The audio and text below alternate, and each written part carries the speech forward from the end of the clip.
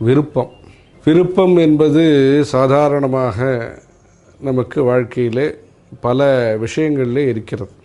அந்த விருப்பம் நல்ல கருத்துகளிலே இருக்க வேண்டும், நல்ல செயல்களிலே விருப்பம் இருக்க வேண்டும் என்பதுதான் முனிவர்களின் முன்னோர்களின் விருப்பமாக இருந்திருக்கிறது. அறம் செய்ய விரும்பு, தர்மத்தை செய்ய விருப்பப்பட வேண்டும். அந்த தர்மத்தை செய்ய வேண்டும் என்றால் அந்த தர்மத்தை நாம் தெரிந்து கொள்ள வேண்டும். அந்த தர்மத்தினால் நமக்கு லாபம் உண்டு, தர்மத்தினால் நமக்கு புகழ் உண்டு, தர்மத்தினால் நமக்கு புண்ணியம் உண்டு என்கிற உணர்வு ஏற்பட வேண்டும். அந்த தர்மத்தை யார் சொல்லித் தருவது?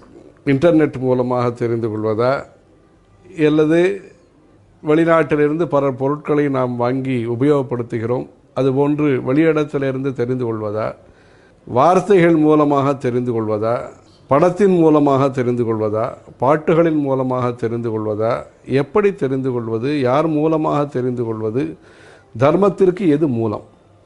இப்படி பார்க்கும் பொழுது தர்மத்திற்கு மூலமாக வேதங்கள் இருக்கின்றன. அந்த வேதங்களின் மூலமாக நாம் தர்மத்தை தெரிந்து கொள்கிறோம். அந்த வேதங்களின் விரிவாக்கமாக தர்மத்தின் சாரமான வேதங்களின் எளிமை உருவமாக